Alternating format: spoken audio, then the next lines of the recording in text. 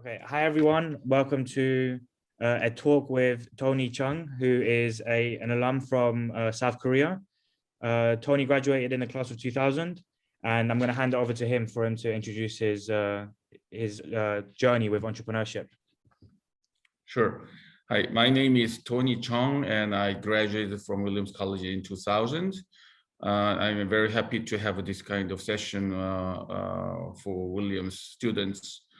And I was born and I grew up mostly in Seoul, South Korea, and I finished my high school. I went to science high school, and at that time I wanted to be a scientist. But we had actually, still we have a mandatory military service for most, healthy male citizens. So I served a few years in the Air Force. And then I applied for college. I wanted to go to college in the US, but I never had actually any formal education in English. So at that time, it was quite challenging for me, but I luckily was admitted to Williams College, and I started in the late 90s. And great thing about Williams is I could explore many things. Even so, I changed my mind and I decided to major in political economy because I loved really, exploring some kind of interdisciplinary, studies between economics and political science. And my father was actually in the field of politics in Korea, so I naturally was interested in that. So it was quite surprised to most of you, but when I was actually at Williams, I never imagined myself doing business like this because first I wanted to be a scientist. Next, I wanted to be in the politics, right? And however, there was another I think blessing of Williams education. So we had so many opportunities. I don't know if you guys have heard, but Williams once was called the West Point for Wall Street. And this is known for its very solid academic training, and many graduates from Williams go to academia as well as so many fields. But unlike it is known as liberal arts college, many people are very career oriented. So in my economics class, people were talking about investment banking and investment, and on top of that, in junior year and senior year, so many alums were visiting campus for recruiting and their company presentations. So I naturally became interested in having some experience in finance. So I started my job interviews and I got some offers. So I went to Deutsche Bank in New York. I did investment banking there for a few years, and then I went to a master's program at Harvard. And after that, I came back to Korea, and I had a experience in Bain & Company management consulting, and I had a chance to work at a US-based private equity fund called Lone Star Fund. There, I am very, very interested in investment rather than banking or consulting, and that actually became my career. I moved to a few other private equity firms before I finally found my own private equity firm, Dominus Investment, about 10 years ago. That's about myself. Sounds good. Yeah, it's really interesting that the story that you thought would happen for your life when you were at home versus the way it shifted when you were at Williams. And you said you did a master's program at Harvard. Was that in business or was it in like politics? There was more in politics. I went to the Kennedy School of Government because I applied when I was still senior at Williams, and I deferred,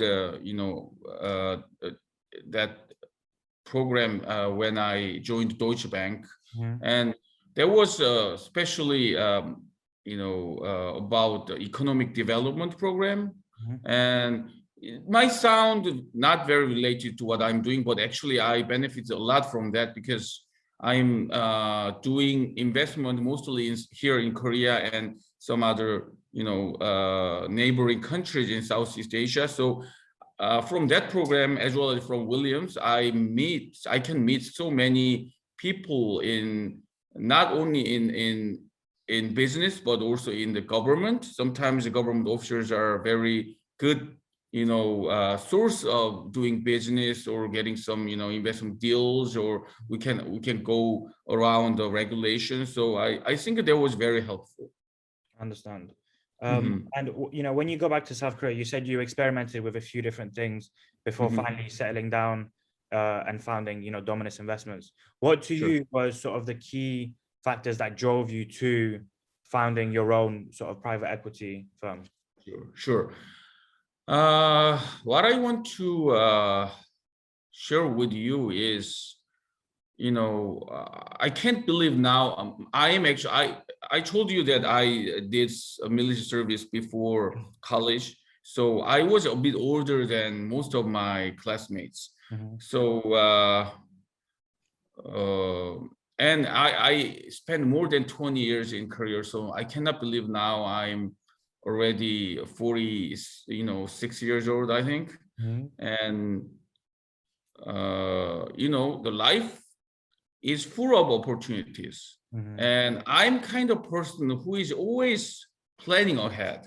I am always plan something and I want to do it, but life doesn't go work that way, right? Mhm. So as I told you, I never imagined myself doing my own business. However, if you work really hard and you know you are very curious about things around you, Mhm. and if you just keep doing whatever makes you very alive, right, Mhm. then you get to somewhere sometimes. So I did private equity, but I worked as an employee for a US based firm, and then a few other firms, right?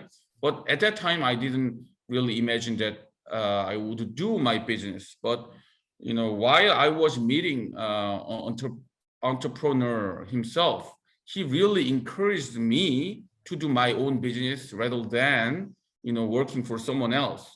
And I've asked him why, because he told me that because I'm a person who would do really well if I own my own business. And I never expected that before I met that guy. And he really encouraged me. And if I need any kind of capital, when any kind of assistance, he would be very willing to help. Right. So I was very encouraged to do start my own business. And then it has been already 10 years since Mhm. that. Yeah. Okay, so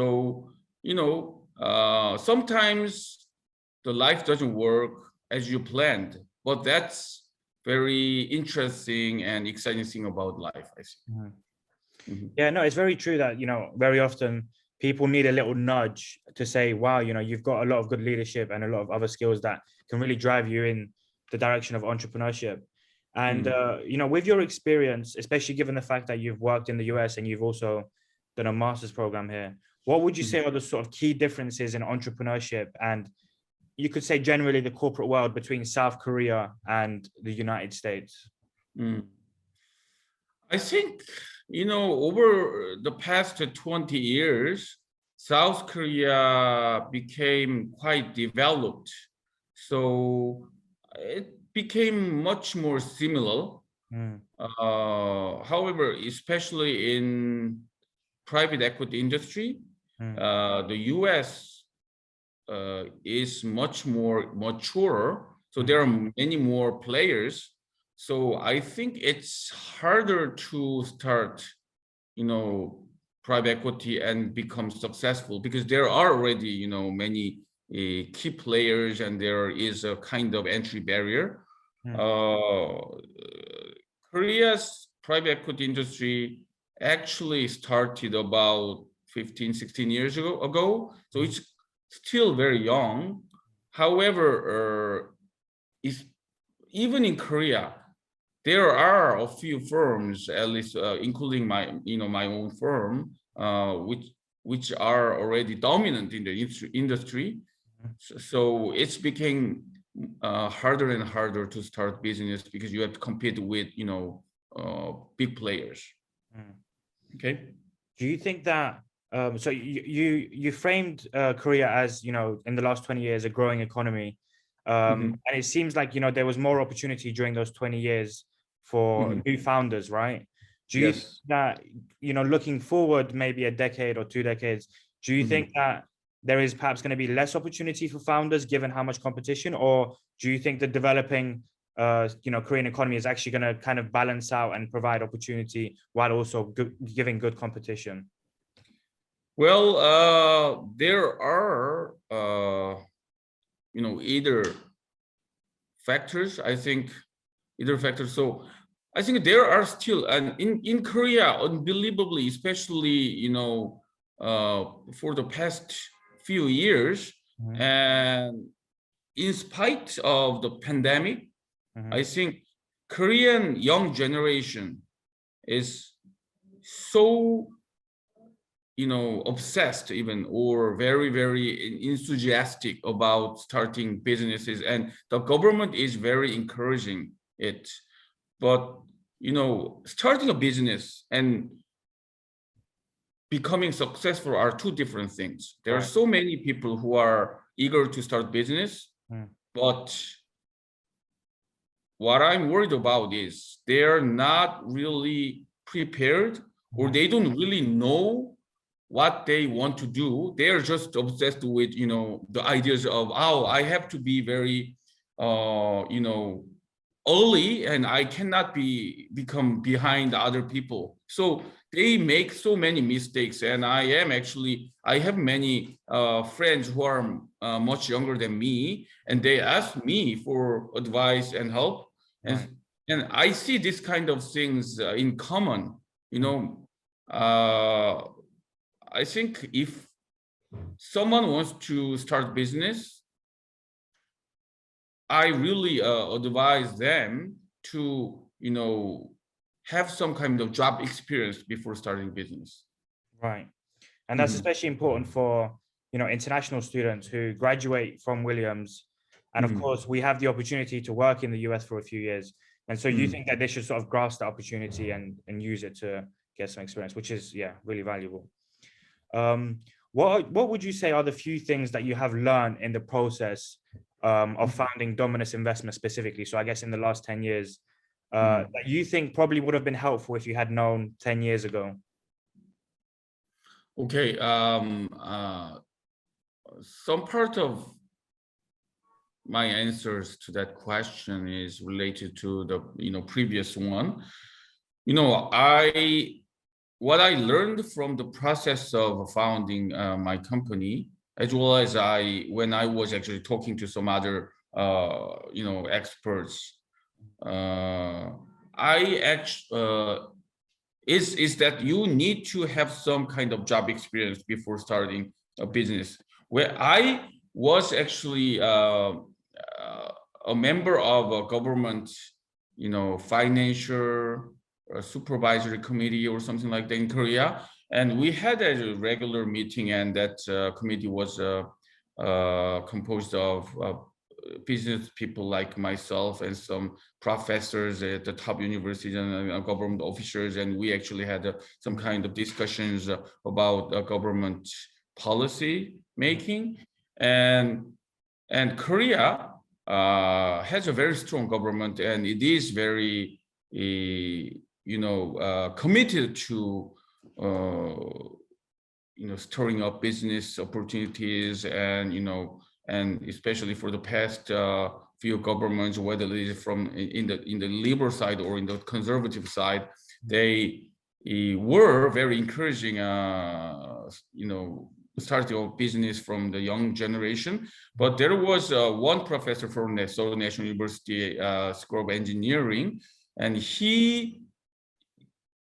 what he actually talked about at that meeting was very insightful to me, because he said that even at the Silicon Valley, the average age of entrepreneurs who start their own business for the first time in their life is over 40 years old.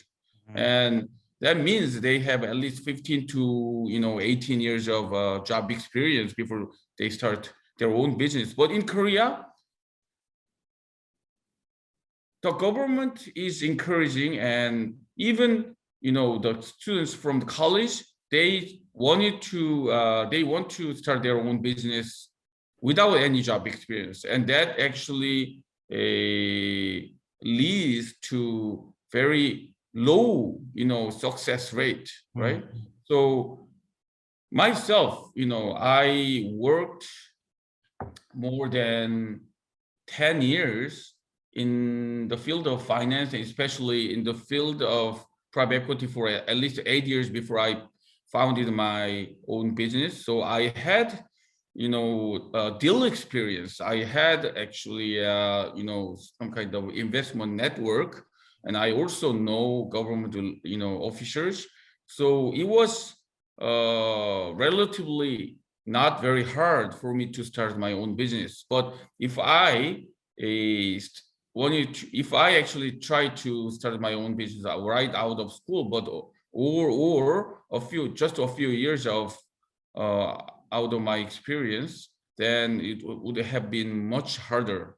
I'm saying, so do not be too much impatient. So you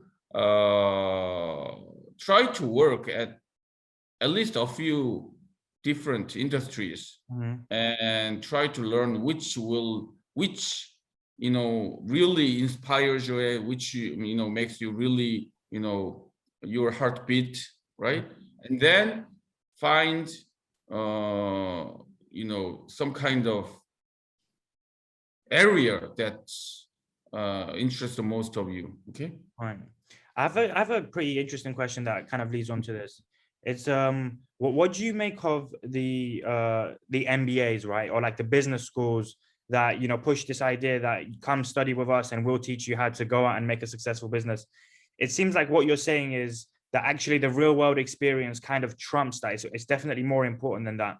But do you think that MBA programs or just other sort of programs in business schools add value to building entrepreneurs? Yes, definitely.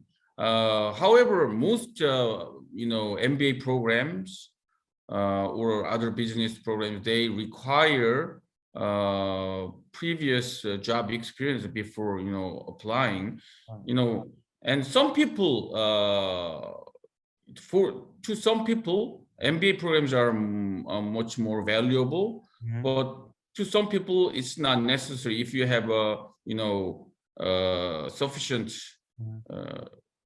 work experience, or if you do these days you can also do the online meeting. But at MBA programs, especially good ones, you can meet many people with diverse background, whether they are your classmates or your previous alumni or your professors. So you can have at least indirect experience, and you can share your experience with them. That's very important, and that can be very helpful. However, the first-hand experience, rather than indirect, is very important. I think it's very essential before you start your own business. Right. Yeah, no, that makes sense. And it's important that, current Williams students hear that, because a lot of us are having to decide between, okay, do I just get work experience after leaving here and then start, or maybe considering an MBA as well? So that's really good insight. My next question is pretty interesting for you as an investor. Is what do you think is like the next sort of big challenge that entrepreneurs in Korea will face? What are the sort of key things that you're looking for before you invest in someone? What are the things that you make sure that they're able to combat in the sort of next 5-10 years before you have full confidence in them? Sure. I think even before the pandemic, people say that the world is changing so rapidly because of the digital disruption, right? Some people say this is a fourth industrial revolution, right? So world is changing so rapidly, and that actually became more rapid with this pandemic, right? So we have to be really prepared for this changing world. The world will be very different in 5 to 10 years from what we're experiencing even now. And then people say that this kind of pandemic will repeat, you know? So we have to be really prepared. And because of that, globalization we experienced for the past 20 years or 30 years will not be the same in the next 20 to 30 years. So it might be quite hard to work with other countries, or you know, it might be hard to actually do some kind of, you know, collaboration between countries, right? So we have to be prepared for that. And, you know, many people are also warning about climate change. Unless we do something really rapidly, you know, the damage from climate change is not even, you know, something not even be compared to what we actually experienced, you know, from this pandemic. So, you know, and people also are worried about kind of a new era of Cold War between, you know, the West and the East. And, you know, it might be more serious than you can expect, because you are in college campus, and, you know, everybody is friendly. But what we're experiencing here in Korea, especially because South Korea has been one of the biggest allies of the US for, you know, more than half of the centuries, right? However, we are also very close to China, and China is giving us a big pressure to choose a friend, just one friend between the US and China. And that is a really big challenge for us, because we share our values in democracy and also in free economy with the US. However, if we make China as our enemy, there will be a big damage to our economy. So it's quite hard, and, you know, we have to find a very wise solution, right? Sometimes we have to make it our choice. Right. Yeah. So I guess what I'm getting at is and what you're saying is that, you know, budding entrepreneurs who are looking to start something successful need to be ready to adapt, because a lot of the times there has external powers that are out of their control. Yes. Okay. On a lighter note, and this is the final question for us, is what's your bumper sticker? Well, I actually do not have a bumper sticker in my car, but I get what you're saying. So,